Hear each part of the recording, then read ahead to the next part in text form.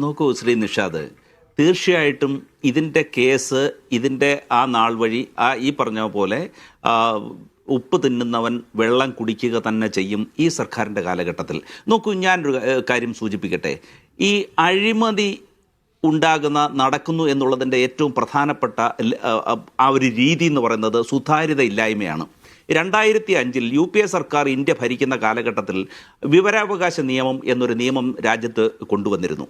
ആ നിയമത്തിൻ്റെ പ്രധാനപ്പെട്ട ഉദ്ദേശം എന്ന് പറയുന്നത് ഗവൺമെൻറ് തലത്തിൽ നിർവഹിക്കുന്ന നടപടികളും സ്വീകരിക്കുന്ന കാര്യങ്ങളുമൊക്കെ സുതാര്യമായിരിക്കണം. അപ്പോൾ അഴിമതി ഇല്ലാതാക്കാനുള്ള ഏറ്റവും പ്രധാനപ്പെട്ട മാർഗം എന്ന് പറയുന്നത് സുതാര്യതയാണ്. ഇവിടെ സംഭവിച്ചിരിക്കുന്ന ഒന്ന് നോക്കൂ. ഇവിടെ യാതൊരു തരത്തിലുള്ള സുതാര്യതയും ഈ മെസ്സിയെ കൊണ്ടുവരുന്നതുമായി ബന്ധപ്പെട്ട കാര്യങ്ങൾക്കില്ല.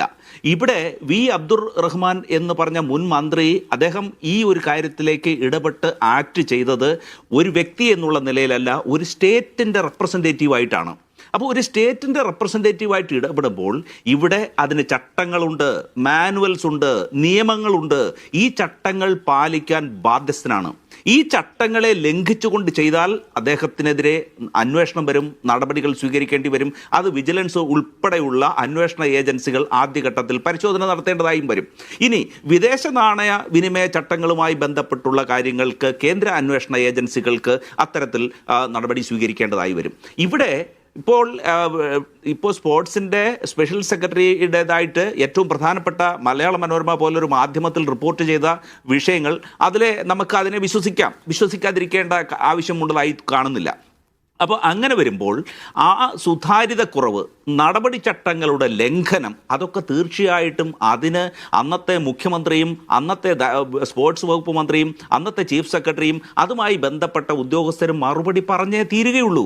കാരണം ഇതിൽ സ്പോൺസറായി എടുക്കപ്പെട്ടിരിക്കുന്ന ഈ റിപ്പോർട്ടർ ബ്രോഡ്കാസ്റ്റിംഗ് കമ്പനിയുടെ ഉടമയായ ആൻഡ്രൂ അഗസ്റ്റിൻ, അദ്ദേഹത്തെ തിരഞ്ഞെടുക്കുന്ന രീതി എന്താണ്? ആ ഫയലിൽ അത് സംബന്ധിച്ച് ഒരു തരത്തിലുള്ള വ്യക്തതയുമില്ല. അദ്ദേഹം അവകാശപ്പെടുന്നത് പോലെ 126 കോടി രൂപ കൈമാറിയെങ്കിൽ അത് സംബന്ധിച്ച രേഖകൾ സർക്കാരിൻ്റെ ഔദ്യോഗിക ഫയലുകളിലില്ല.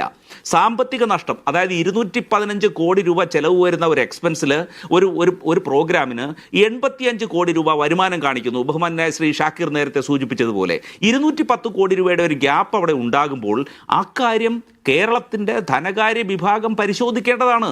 അവർക്ക് പരിശോധിക്കാൻ അനുവദിക്കുന്നില്ല. ലോ ഡിപ്പാർട്ട്മെൻറ്റിന് പരിശോധിക്കാൻ അനുവദിക്കുന്നില്ല. ഒരു സർക്കാർ സംവിധാനത്തിൽ, ഒരു സിസ്റ്റത്തിന് ഒരു വ്യക്തമായ ചില നടപടിക്രമങ്ങളുണ്ട്. അങ്ങനെയാണ് നമ്മുടെ സംസ്ഥാന ഭരണം മുന്നോട്ട് പോകുന്നത്. ഏതെങ്കിലും ഈ പറഞ്ഞ ഈ റിപ്പോർട്ടർ ചാനലിൻ്റെ ഉടമയായ ഈ ആൻഡോ, അദ്ദേഹത്തിനെ സംബന്ധിച്ച് അദ്ദേഹം മുൻകാലങ്ങളിൽ ചെയ്തു കൂട്ടിയിട്ടുള്ള ചില വെട്ടിപ്പുകളുടെയും തട്ടിപ്പുകളുടെയും കഥ കേരള സമൂഹത്തിന് സുപരിചിതമാണ്. മാംഗോ ഫോണിനെ സംബന്ധിച്ച് 2016 ഒരെണ്ണം, പിന്നെ സുപ്രസിദ്ധമായ മുട്ടിൽ മരമുറി കേസ്, ഇന്നും അദ്ദേഹം കോടതിയിൽ ഹാജരാകുകയുണ്ടായ സംബന്ധിച്ച വിഷ്വൽസ് അല്ലെങ്കിൽ അതിൻ്റെ റിപ്പോർട്ടുകൾ ചാനലുകളിൽ ടെലികാസ്റ്റ് ചെയ്യുന്നുണ്ട്. അപ്പോൾ ഏറ്റവും ഒടുവിലായിട്ട് ഈ സ്റ്റേഡിയം കൈമാറിയതുമായി ബന്ധപ്പെട്ട് അദ്ദേഹം ഉയർത്തുന്ന വാദങ്ങൾ, ആ ഘട്ടത്തിലൊക്കെ മാധ്യമപ്രവർത്തകർ അദ്ദേഹത്തോട് ചോദ്യങ്ങൾ ഉന്നയിക്കുമ്പോൾ അദ്ദേഹം വളരെ രോഷാകുലനായിട്ടാണ് പ്രതികരിക്കുന്നത്. പക്ഷേ ആ ഘട്ടത്തിലൊക്കെ, അതായത് കഴിഞ്ഞ 10 വർഷക്കാലം ആ ചാനൽ, അതായത് റിപ്പോർട്ടർ ചാനൽ സർക്കാരിൻ്റെ സംരക്ഷണത്തിൽ പ്രവർത്തിക്കുകയായിരുന്നു. അപ്പോൾ ആ ഒരു സംരക്ഷണം ഉള്ളതുകൊണ്ട് സാമ്പത്തിക നേട്ടം ഉണ്ടാകാൻ വേണ്ടി അതിൻ്റെ ഉടമ പ്രവർത്തിച്ചിരുന്നു എന്നുള്ളതാണ് നമ്മൾക്കിപ്പോൾ മനസ്സിലാക്കാൻ കഴിയുന്നത്. അതുകൊണ്ടാണ് നിലവിലുള്ള സംസ്ഥാനത്തിൻ്റെ നിയമങ്ങളെ അതിലംഘിച്ചുകൊണ്ട് സുതാര്യതയില്ലാതെ ഈ നടപടികൾ സ്വീകരിച്ചത്. ഒരു വിദേശ രാജ്യത്തെ ഒരു ടീമിനെ നമ്മുടെ രാജ്യത്തേക്ക് കൊണ്ടുവരണമെങ്കിൽ നിലവിൽ ഒരുപാട് നിയമങ്ങളെ അതിജീവിക്കേണ്ടതായിട്ടുണ്ട്, നിയമത്തിൻ്റെ വഴികളിലൂടെ പോകേണ്ടതായിട്ടുണ്ട്. അത് ഏതെങ്കിലും ഒരു വ്യക്തിയുടെ ഒരു ഇംഗിതത്തിനനുസരിച്ചല്ല നടക്കേണ്ടത്. ഒരു മന്ത്രിയായി സത്യപ്രതിജ്ഞ ചെയ്യുന്ന ഒരാൾ ഈ നിയമം പാലിക്കാൻ ബാധ്യസ്ഥനാണ്. അത് അഡ്വൈസ് ചെയ്യാൻ വേണ്ടി വലിയൊരു ഉദ്യോഗസ്ഥ സംവിധാനമുണ്ട്, ഒരു സെക്രട്ടേറിയറ്റ് സംവിധാനമുണ്ട്, നിയമങ്ങളുണ്ട്, സെക്രട്ടേറിയറ്റ് ഓഫീസ് മാനുവലുണ്ട്. അതൊക്കെ അതിൻ്റെ പല തലങ്ങളിൽ ലംഘിക്കപ്പെട്ടിരിക്കുന്നു എന്നുള്ളതാണ് ഈ എൻ പ്രശാന്തിൻ്റെ റിപ്പോർട്ടിൽ ചൂണ്ടിക്കാട്ടിയിരിക്കുന്നത്. അപ്പോൾ